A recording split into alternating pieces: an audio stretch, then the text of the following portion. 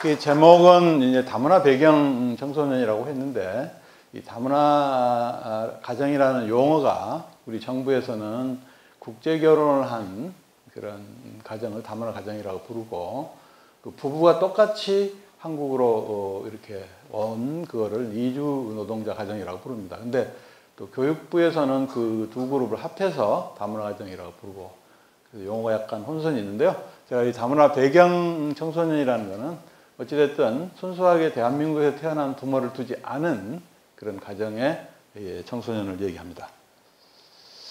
그래서 요즘에 혹시 그 인터넷 뉴스를 보면 다문화 얘기들이 가끔 나오는데요. 또 이주 노동자. 여기 나온 다음에 두 개는 우리나라 사실 공장이 이 외국인 없으면 문을 닫습니다. 우리나라의 대기업도 2차 벤더까지 가면 여러분들 아마 이 밖에 가서 12시 넘어서 한잔 하시려고 그러면 누가 서브를 하죠? 그래서 이 다문화가 우리 경제의 중요한 인프라를 가지고 있고, 또 이쪽에 보시면은 그럼에도 불구하고 우리 정부의 여러 부처들이 이민, 이주 노동자 다문화 얘기를 하는데 프레임이 없다 이런 얘기들 하고 있어요.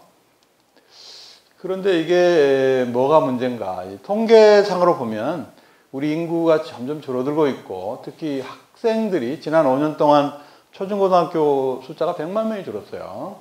근데 이 다문화 배경 아이들은 5만 명이 늘어서 급격하게 늘어나고 있는 추세고, 요즘 우리가 신성장 동력이라고 하는 게 인력인데요. 그래서 우리 특히 이 다문화 배경의 아이들은 어머님이 외국 백그라운드가 있기 때문에 글로벌 시대에 굉장히 좋은 자질을 가지고 있습니다. 그래서 굉장히 바람직한데, 여기 몇 가지 제가 통계를 해놨는데요. 다문화 배경 그러면 이제 우리나라에서 부모가 만나서 태어난 아이가 한 80%, 또 결혼한 어머님들이 재혼을 하기 때문에 데리고 온 아이들이 중도 입국이 한 9%, 또 이주 노동자 9% 이런 구성인데, 이 비율이 앞으로 급격하게 늘어날 거라는 말씀이고요. 그래서 굉장히 바람직한 반면에 이제 교육부 통계를 보면은 이 다문화 배경 아이의 한 초등학교, 우리나라에서 태어난 아이들은 한 99점 몇 프로가 초등학교를 다닙니다. 근데 초등학교 취학률이 한 90% 중반대, 중학교는 70% 중반대입니다. 그건 뒤집어 얘기하면 상당히 많은 퍼센테이지가 학교에 탈락을 하거나 못 들어가고 있는 거고요. 그래서 이것이 우리 사회의 큰 문제로, 제가 또 개인적으로는 최근에 대전에서 이렇게 좀 접하고 있는데, 좀 이따 말씀드리겠지만 굉장한 위협입니다. 이게 지금 아까 우리 지금 북한에서 오신 아까 말씀하셨는데, 그 본인들은 본인의 코리안 드림이나 여러 가지 이유로 한국을 선택해서 성공일 수도 있고 실패일 수도 있는데, 거기서 태어난 2세 입장에서 보면 자기의 선택이 아니죠. 그래서 그분들이 그 2세가 어려움을 겪으면 지금 미국 사회의 흑인이나 히스패닉 문제, 요즘에 벨기에 같은 거기 다 그런 다문화 2세에 관한 문제가 됩니다. 그러면 이제 그럼 정부도 관심을 갖고 민간기업도 관심을 갖는데 이게 뭐가 문제인가? 제가 이 대덕중학교 2학년 때부터 2년 동안 이렇게 가까이 지낸 그 아이를 보고, 그 아이를 위해서 여기 지금 한 9개, 7개 이렇게 되는 정부나 민간의 다문화 배경 아이를 위한 프로그램들이 있습니다.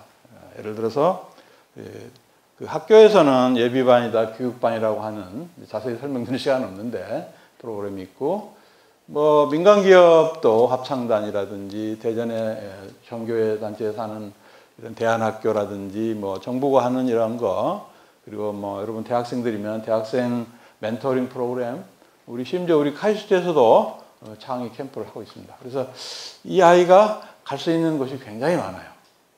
그런데 얘가 그럼 본인은 어떤가? 그래서 본인은 사실 이런 많은 화려한 그런 프로그램이 있음에도 불구하고 본인은 정작 완전히 탈락을 해서 사춘기를 거친 중학생이 어떻게 할 바를 모르는 거예요. 그래서 제가 이제 중학교를 방문했는데 교장 선생님 말씀이 얘네들이 앞으로 시한폭탄 같은 같다 이런 말씀을 하세요. 그러니까 지금은 굉장히 그 소극적이고 온순한데 걔들이 이제 여러분들 같은 나이가 되고 30대가 되면 그 1년에 2만 명씩이 전체 태어나고 있는데 앞으로 몇만 명이 더 많이 태어나 이 사람들이 우리 사회에 그게 이제 시한폭탄 같다는 우려를 하시는 거고요. 그리고 또 그 초등학교 다문화 배경 아이를 지도한 초등학교 선생님들이 엄마가 교육 프로그램에 아마 우리 칼슈트 학생 같으면 어머님들 공이 컸어요. 여러분들 그죠? 또 여러분들이 범생이니까 있을 거예요. 그죠? 네. 근데 이 아이들은 그렇게 끌어줄 엄마가 없어요. 그리고 제가 만나서 같이 얘기한 아이는 내가 왜 고등학교 가야 되느냐, 심지어 왜 내가 살아야 되느냐, 이런 얘기를 중학생한테 들을 때, 그래서 이제 제가 나름대로 이렇게 아까 제가 그 벤처 쪽의 꿈, 리타이언 교수가 좀 이제 지금 생각하면 잘한 거예요. 사실 벤처를 시작했으면 힘들 뻔했는데 어쨌든 간에 그 꿈을 버리고 이쪽 일을 해서 좀 보니까 지금 이런 많은 프로그램들이 공급자 중심으로 만들어져야 되는 것 같아요. 정작 그 당사자가 어떤 애로를 겪고 있느냐는 크게 신경 안 쓰는 것 같았고요. 두 번째는 여러 가지 프로그램이 있는데 엄마 입장에서 또 부모 입장에서 야 네가 뭘 가는 게 좋겠다는 조언을 제대로 해줄 수 없는 일. 그리고 또 우리 사회가 이건 이제 소셜 서비스의 이슈인데 이런 아이들을 위해서 지속적으로 서비스를 제공할 그런 게 없다는 거. 그래서 이제 그럼 이런 어떻게 할 거냐. 그래서 이게 어떻게 보면은 이 컨퍼런스가 뭐 프레임 시프트라고 들었는데 이게 다문화 이 문제가 그냥 단순히 우리가 사회 봉사 이런 문제가 아니라 이 교육공학이라 그럴까요? 교육 시스템을 개발하는 문제가 됐어요. 그래서 이제 그런 문제를 풀려면 왜 애들이 어려움을 겪는지를 알아야 되는 거죠. 그래서 여기는 안 나왔지만 기본적으로 한국에 시집 와서 우리말을 익혀가는 엄마한테 갓난애가 태어난 거예요. 그러면은 어렸을 때 그 말이 좀 더뎌요. 그리고 그러니까 기본적으로 이렇게 조금 그 어휘력이 떨어진 상태로 어린아이를 지낸 것 같아요. 외형적으로는 별 차이가 안 나는데 이제 그런 아이가 초등학교를 딱 들어가면 일단 초등학교 들어간 순간 아이하고 엄마는 결별을 하는 것 같아요. 그래서 엄마는 전혀 한국 초등학교 시스템을 모르기 때문에 두려워하고 아이도 엄마에 대해서 전혀 기대도 안 해요. 그래서 아이 혼자 있는 거예요. 그래서 지금 따라서 아이가 이제 초등학교 들어가는 순간 가정학습 이건 생각할 수도 없는 일이 되고요. 그럼 애들이 가정학습을 못 받으니까 아까 그 정부가 지원하는 많은 프로그램에 소위 불려다니는데요. 그게 정작 이 아이한테는 도움이 안 되는 그런 현실이 있고요. 두 번째는 여러분들 어머님들은 아마 상당히 선생님들한테 이렇게 열심히 눈치도 보시고 그랬을 텐데 엄마가 소통 능력이 말 전화도 받기가 좀 자유스럽지 않고 그러니까 좀 부담스러우니까 이 소통이 안 되고 아까 말씀드렸듯이 얘가 중학교 가는 순간 여러분들은 아마 특목고 아마 가려면 중학교 때 과외 좀 했을 거 아니에요. 그래서 그런 그 엄마가 끌어주는 게 그리고 또 이 아이들은 대부분 외가가 없어요. 엄마들이니까 외가 저 먼 나라에 있고 그리고 주변에 일반적으로 다문화 가정의 아버님들은 공부하고 좀 거리가 먼 분들이더라고요. 그래서 뭐 환경 미화원을 한다든지 또 어디 뭐 공단에 일하시는 이런 분들이 많으신데 그래서 이런 핸디캡을 갖고 있기 때문에 학업을 쉽게 포기하는 그런. 그래서 이제 이거를 그럼 사회적으로 어떻게 끌고 해줄 수 있을까? 그래서 저희가 일단은 그 공학적인 관점에서 비즈니스 모델을 개발하는 모델. 그럼 어떻게 할까? 그래서 우선은 여기 이 그림이 좋은데요. 이 초등학교 때 아무리 아이가 지금 엄마의 도움을 전혀 안 받고 혼자 학교에 가서 과제가 뭔지도 모르고 헤매고 있는 걔한테 달리 수혈을 하는 게 어려운 것 같아요. 그래서 이 어머님들을 엄마 역할을 하도록 만들어주자. 그래서 이 다문화 엄마학교라는 프로그램을 디자인을 했고요. 근데 이 어머님들이 대부분 지금 대전에 계시는 분들도 식당에서 일하시거나 대학원단에 일하시거나 또 슈퍼마켓에서 이렇게 대부분 일을 하세요. 어려우시니까. 그래서 이런 어머님들, 일하시는 어머님들한테 초등학교 교육을 잘 시켜서 아이를 끌어주게 하는 게 첫 번째 과제고요. 두 번째는 아이들이 중학교를 가면 얘네들을 최소한 영어하고 수학을 끝까지 끌어주는 다문화 자녀학교라는 프로그램이 있고, 또 많이 탈락한 아이들한테 검정고시 프로그램, 이런 것들이 이제 하나의 공학적인 관점의 시스템 디자인을 하고, 그럼 디자인이 됐으니까 이걸 이제 임플리멘트를 해야 되겠죠. 그래서 그걸 구현하기 위해서 저희가 좀 이따 그 구현 얘기는, 하여튼 구현을 해서 제가 시간이 많지 않아서 그런데 이 봉사단을 만들고, 제가 리타이어를 한 교수이기 때문에 총대를 메고, 이 봉사단에는 지금 뭐 옛날 그 장관을 하시는 분도 끼어 있고, 회사에 있는 분도 끼어서, 또 우리 앞에 지금 계시는 분도 열심히 도와주고 있는데요.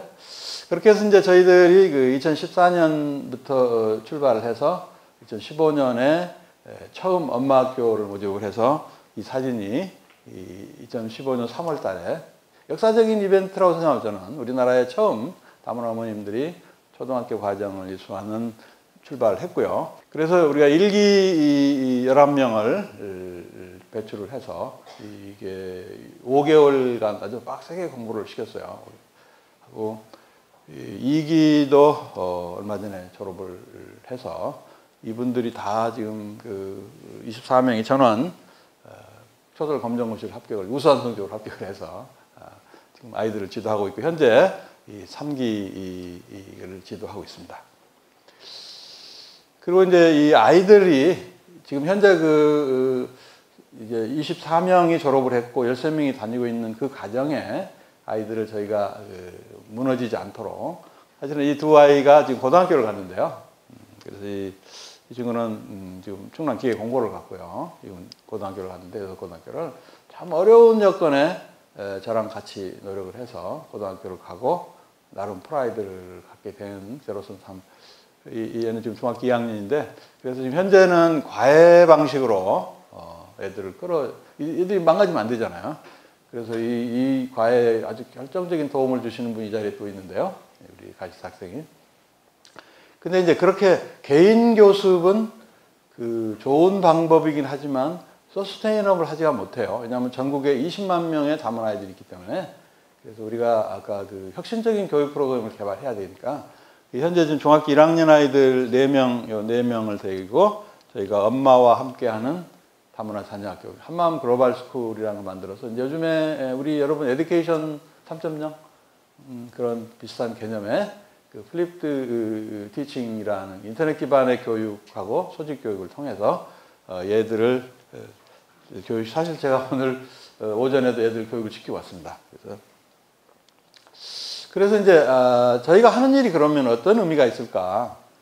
잘한다고 좀 자랑을 해야 되는데, 그러다가 제가 굉장히 비슷한 하나의 그게 한미약품의 성공 사례더라고요. 여러분이 아시겠지만 의약품이라는 게 3D라고, 3D 아세요? 3D. 그래서 새로운 의학을 디스커버리, 개발, 그걸 디벨로프먼트하고, 제일 중요한 건 딜리버리예요. 여러분이 어디가 아팠을 때 약을 먹어서 거기까지 약을 보내는 것이 이 한무약품의 그 경쟁력이 거기에 있다 그래요. 그래서 생각해 보니까 저희가 개발하려고 하는 그 다문화 아이들이 어떻게 보면은 이 표현이 적절한지 모르겠어요. 몸이 아픈 거랑 비슷해요.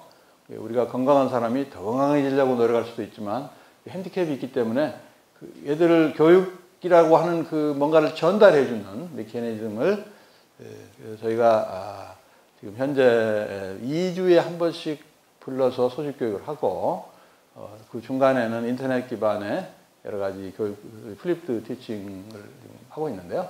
그게 만약 성공을 한다면 저는 교육의 굉장히 혁신이라고 봅니다. 그래서 이 모델을 현재 대전에서 저희 카시스트가 하고 있고요. 이 엄마학교 모델을 지금 서울에서 시범 사업을 성북구에서 하고 있고, 저희가 앞으로 그 모델을 전국에 200여 군데 기초자치단체에 보급하는 걸 목표로 R&D를 하고 있습니다. 그래서 왜 이걸 카시스트가 하느냐? 근데 우선은 우리 강 총장님이 우리 전번에 행사 때 오셔가지고 영상 하셨는데, 강 총장님 적극 밀어주세요. 그래서 강 총장님이 USR이라고 University Social Responsibility라는 용어를 쓰시면서 해야 된다. 그래 그게 이제 하나의 필요 조건이고, 실질적으로는 우리 카시스트가 여러분들이 자랑스럽게 생각할 수 있는 건데, 이 테드 행사도 마찬가지지만 봉사를 하는 동아리가 3개나 있더라고요. 있고 또 다문화 쪽에 융합교육연구센터에서 다문화를 한 5년 동안 이미 해오고 있고요.